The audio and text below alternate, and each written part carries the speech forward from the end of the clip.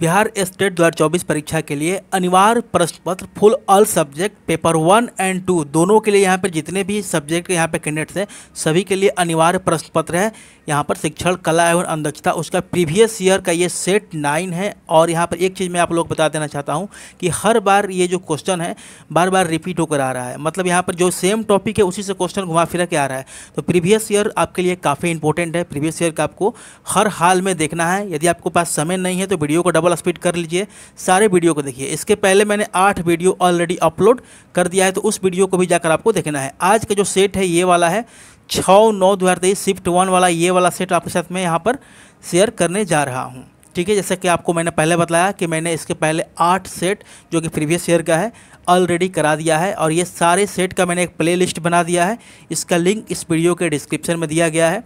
तो ये देखने के बाद आपको ये वीडियो जरूर देखनी चाहिए, आपको काफ़ी फ़ायदा होगा। चैनल पर नए हैं, सब्सक्राइब करना चाहें तो कर लीजिएगा, सब्सक्राइब करके बेल आइकन को जरूर टच कर दीजिएगा। और एक चीज़ यहाँ पर मैं बताना चाहूँगा, इसका PDF फाइल डिस्क्रिप्शन में टेलीग्राम ग्रुप है, वहाँ पर मैं शेयर कर दूँगा। तो यहाँ पर सारे लोग जो भी वीडियो को देख रहे हैं टेलीग्राम ग्रुप से जुड़ जाइएगा, वहाँ पे बहुत सारे न्यूज़ जो भी इंपॉर्टेंट आपकी अपडेट होती है वहाँ पे शेयर की जाती है, और इसका PDF भी आपको वहीं पे मिल जाएगा। पहला क्वेश्चन देखिए, शिक्षण अधिगम प्रक्रिया यात्रा है। ऑप्शन देखिए यहाँ पर, ठोस से अमूर्त की ओर, ज्ञान से अज्ञात की ओर, सरल से कठिन की ओर, उपरोक्त सभी। ऑप्शन डी इसका करेक्ट आंसर हो जाएगा। देखिए कंफ्यूज मत होइएगा, हर बार इसी प्रश्न को, मतलब इसी जो भी क्वेश्चन होते हैं घुमा फिरा कर आता है, आपको लगेगा कि मैंने पहले पढ़ा है। तो वही मैं बात आपको कह रहा हूँ कि सेम टॉपिक से, मतलब सीमित टॉपिक से घुमा फिरा कर क्वेश्चन आपके यहाँ पे पूछे जा रहे हैं। तो प्रीवियस ईयर क्वेश्चन आपके लिए काफ़ी इंपॉर्टेंट है। अगला देखिए, छात्र द्वितीयक है। ऑप्शन देखेंगे, निरंकुश शिक्षण में, प्रजातांत्रिक शिक्षण में, खुला शिक्षण, प्रगतिशील शिक्षण। यहाँ पर ऑप्शन की बात कर लो यहाँ पर, तो ऑप्शन ए यहाँ पे करेक्ट आंसर हो जाएगा, निरंकुश शिक्षण। अगला क्वेश्चन, स्वायत्त अधिगम। यहाँ पर आपको दिए गए ऑप्शन में से बतलाना है, ज्ञात स्व प्रयास से, शिक्षक के प्रयास से, परिवार के प्रयास से, समाज के प्रयास से। इसके आंसर की बात करें तो ऑप्शन ए यहाँ पे इसका करेक्ट आंसर हो जाएगा, ज्ञात स्व प्रयास से। नेक्स्ट क्वेश्चन, आदेशात्मक उद्देश्य लिखने में प्रयोग होता है। ऑप्शन देखिए, संज्ञा, विशेषण, क्रिया, क्रिया विशेषण। इसके आंसर की बात करें तो ऑप्शन इसका सी करेक्ट आंसर हो जाएगा, क्रिया। नेक्स्ट क्वेश्चन, ब्लूम के वर्गीकरण के संज्ञानात्मक पदानुक्रम की एक आलोचना है। ऑप्शन, न्यूनतम स्तर अनावश्यक, व्यापक रूप से क्रिया का पदानुक्रम, शिक्षण दर्शन की रीढ़ नहीं, उपरोक्त सभी। तो देखिए यहाँ पे आंसर की बात करें तो ऑप्शन ए यहाँ पे करेक्ट आंसर हो जाएगा, न्यूनतम स्तर अनावश्यक। अगला क्वेश्चन, आगमन विधि है। ऑप्शन पढ़ते हैं, शिक्षक केंद्रित, पाठ्यक्रम केंद्रित, शिक्षार्थी केंद्रित, विद्यालय केंद्रित। देखिए यहाँ पे इसके आंसर की बात करें तो ऑप्शन यहाँ पे सी करेक्ट आंसर हो जाएगा, शिक्षार्थी केंद्रित।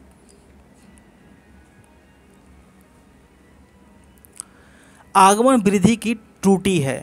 आगमन विधि की त्रुटि है। ऑप्शन देखिए, अधिक समय लेता है, तत्काल समाधान होता है, अव्यवस्था उत्पन्न होता है, शिक्षक को अप्रभावी बनाता है।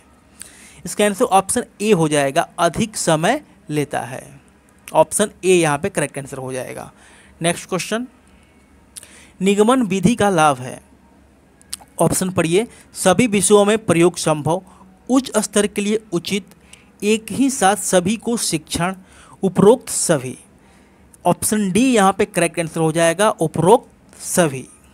आगे, पाठ योजना में विशिष्ट उद्देश्य है। ऑप्शन देखेंगे, शिक्षक के लिए, शिक्षार्थी के लिए, पाठ्यक्रम के लिए, उपरोक्त सभी। ऑप्शन ए यहाँ पे करेक्ट आंसर हो जाएगा, शिक्षक के लिए। नेक्स्ट क्वेश्चन, ध्यान आकर्षित करना किनकी व्यवस्था में महत्वपूर्ण अवयव है। Merrill model, Gagne model, ADDI model, इनमें से कोई नहीं। देखिए इसका आंसर हो जाएगा option number B, Gagne model. Video को अभी तक आपने लाइक नहीं किया तो लाइक कर दीजिएगा। इस तरह के कंटेंट वीडियो बनाने में काफ़ी इफ़र्ट लगता है, बहुत ज़्यादा मेहनत लगता है। आई लोग आप लोग सपोर्ट करेंगे। चलिए अगला क्वेश्चन पढ़ते हैं। सूक्ष्म शिक्षण में किन कौशलों का उपयोग किया जाता है? ऑप्शन देखिए, श्यामपट्ट कौशल, खोजपूर्ण प्रश्न कौशल, ए और बी दोनों, उपयुक्त में से कोई नहीं। यहाँ पे आंसर की बात करें तो ऑप्शन सी यहाँ पे करेक्ट आंसर हो जाएगा, ए और बी दोनों। अनुदेशन एवं शिक्षण में परस्पर एक समानता है, दोनों ही छात्र केंद्रित होते हैं, दोनों में विषय केंद्रित होते हैं, दोनों में पृष्ठ पोषण, पुनर्बल, पाठ्य विश्लेषण पर विशेष दिया जाता है, उपयुक्त में से कोई नहीं।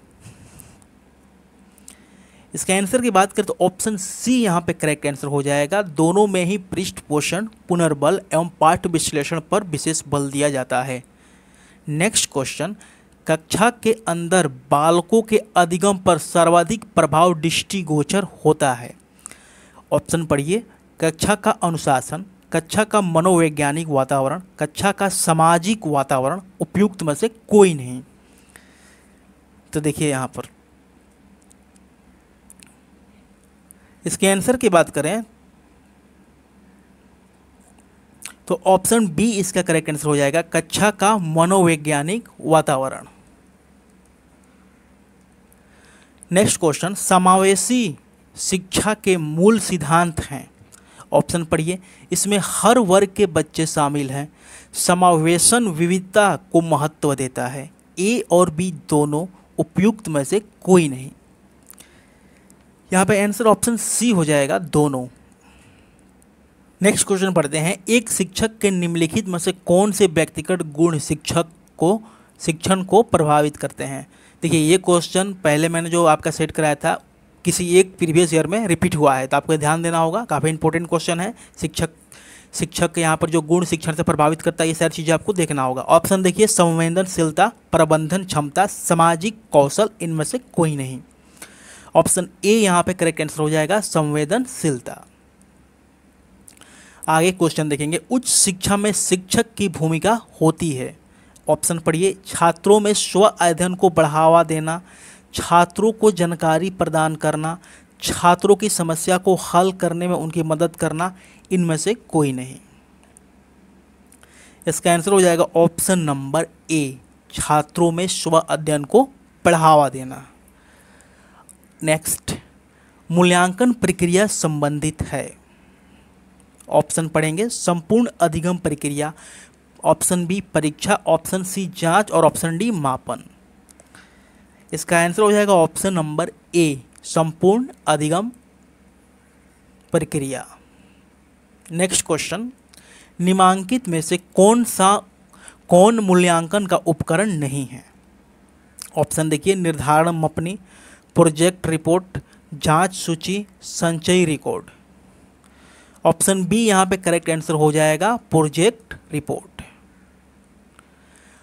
पोर्टफोलियो एक उपकरण है, छात्रों के काम का संग्रह समय अवधि में, छात्रों के अंक का संग्रह समय अवधि में, छात्रों के ग्रेड का संग्रह समय अवधि में, उपरोक्त सभी। तो इसका आंसर ऑप्शन ए हो जाएगा, छात्रों के काम का संग्रह समय अवधि में। तो ऑप्शन ए यहाँ पे करेक्ट आंसर हो जाएगा।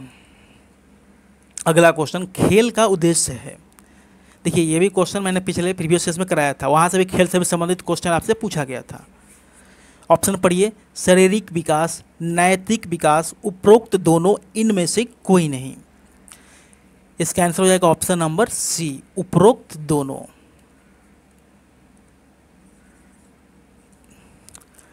नेक्स्ट क्वेश्चन, मनोवैज्ञानिक आधार निम्नलिखित को ध्यान में रखते हुए पाठ्यचर्या विकास में अपनी भूमिका निभाता है। ऑप्शन, छात्र संवेदना, छात्र की प्रकृति, छात्र की खुशी, छात्र की जरूरतें। देखिए यहाँ पे ऑप्शन डी यहाँ पे करेक्ट आंसर हो जाएगा, छात्र की जरूरतें। नेक्स्ट, भारतीय समाज की विशेषता है। ऑप्शन देखिए, रूढ़िवादी, अवैज्ञानिक, खुला, स्तरीय। यहाँ पर ऑप्शन डी करेक्ट आंसर हो जाएगा, स्तरीय। निम्नांकित में से कौन भूलने का कारण नहीं है?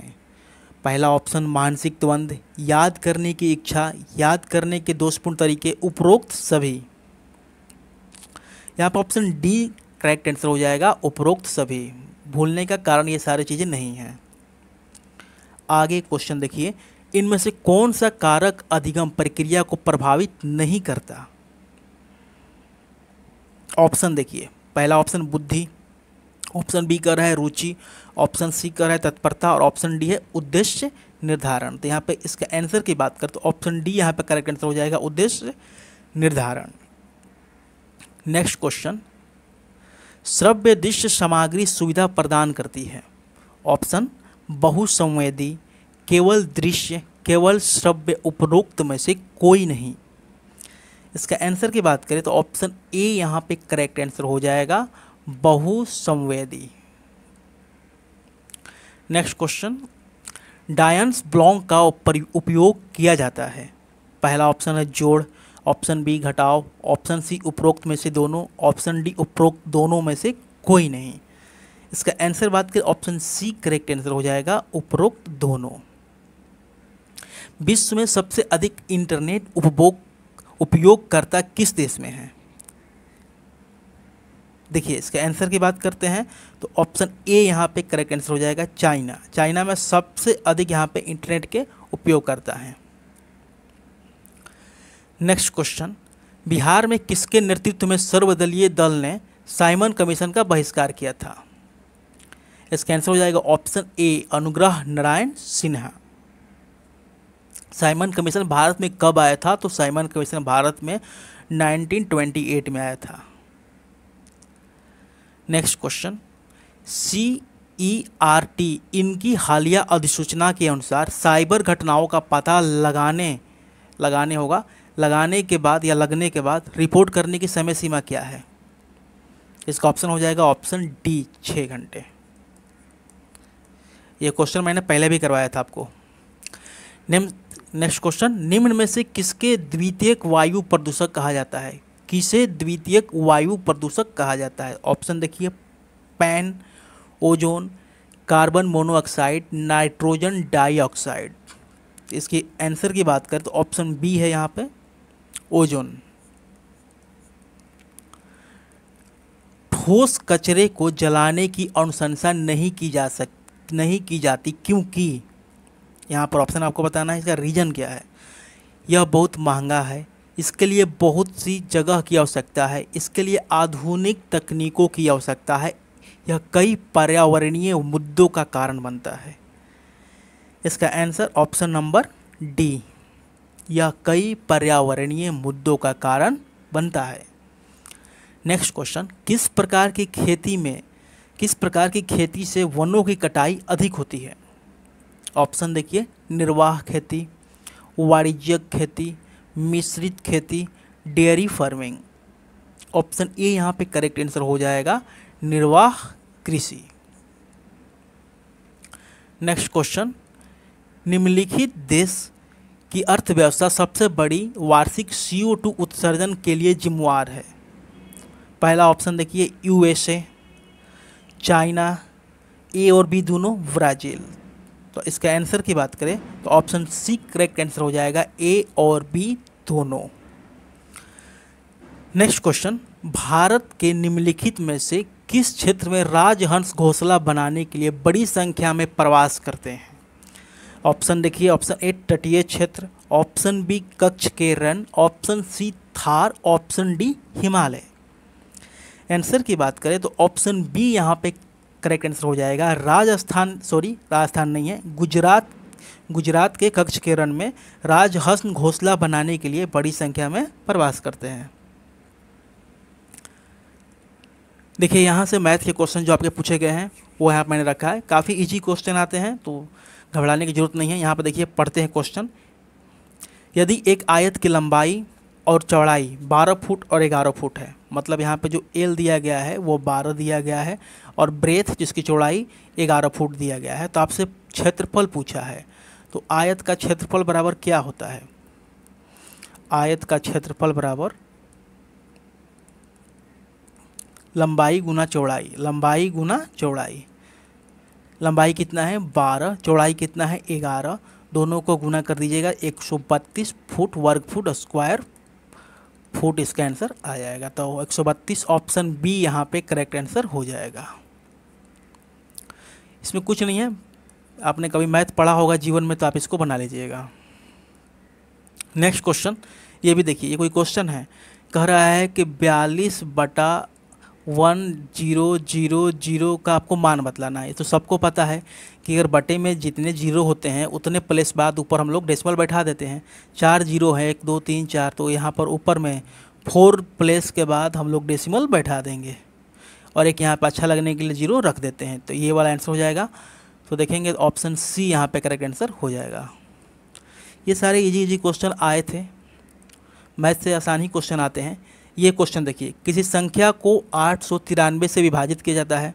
सबसे पहले क्या किया गया, 893 से भाग दिया गया, ठीक है।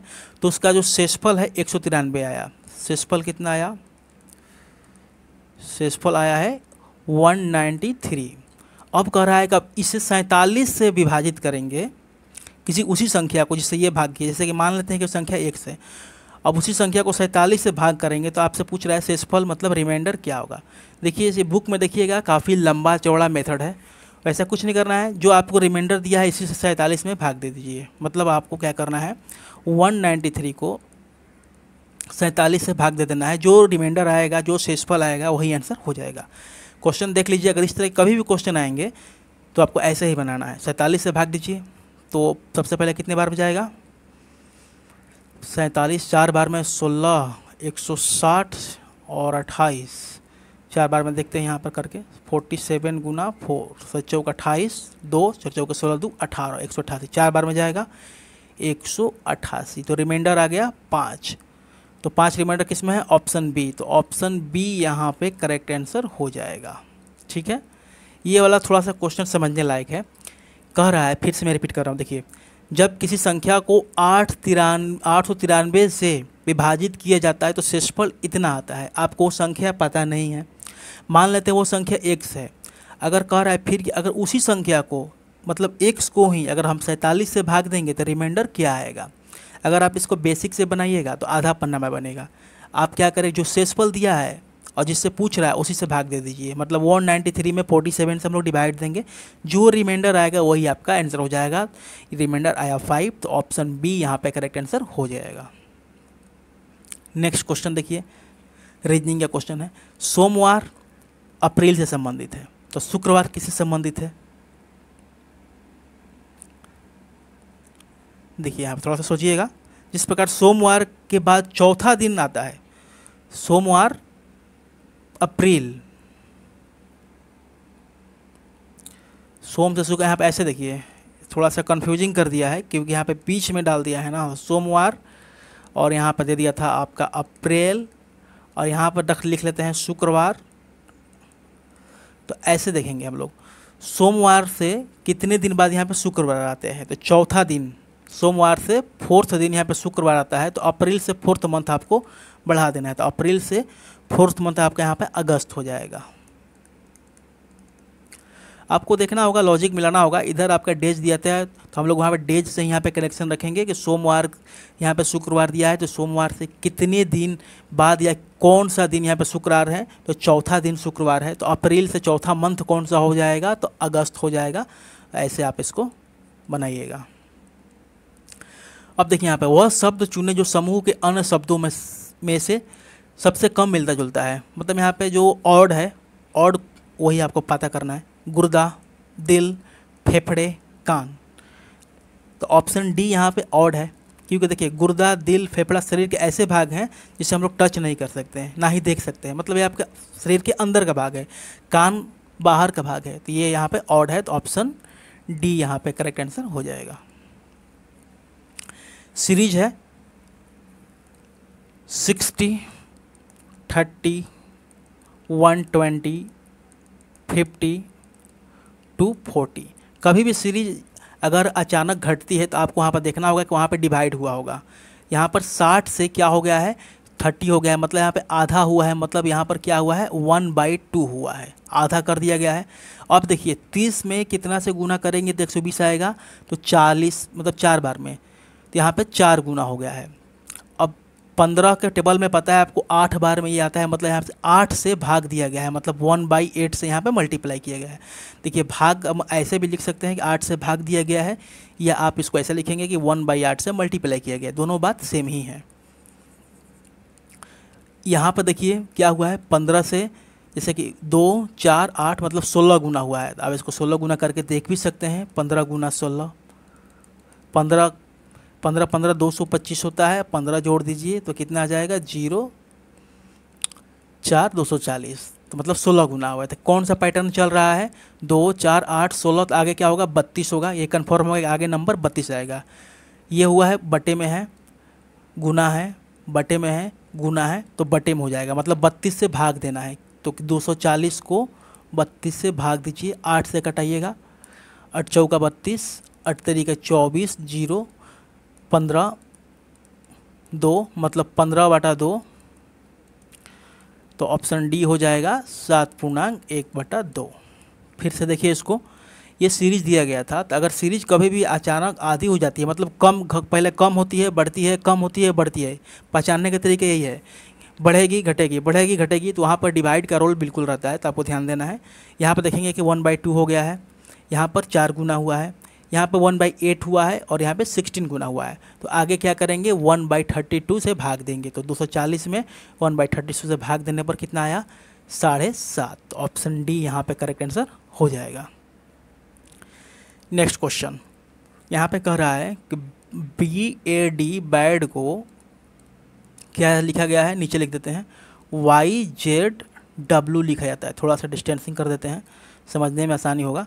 YZW लिखा जाता है, ठीक है, मतलब इसको ऐसे लिखा जाता है। फिर आगे कह रहा है कि सैड को SAID, सैड को HZRW लिखा जाता है। तो आपसे पूछा है कि लाइफ को कैसे लिखेंगे, तो आपको यहाँ पे इसका पैटर्न पकड़ना होगा कि ये कौन सा पैटर्न फॉलो कर रहा है।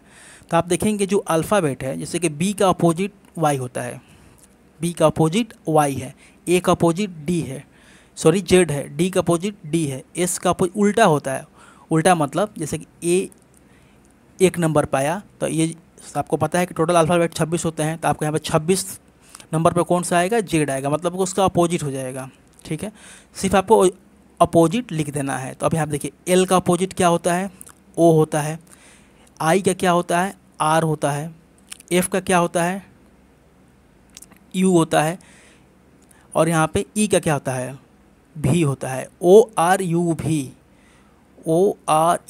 ऑप्शन ए यहाँ पे करेक्ट आंसर हो जाएगा। विपरीत अक्षर यहाँ पे लिखा गया है, ठीक है।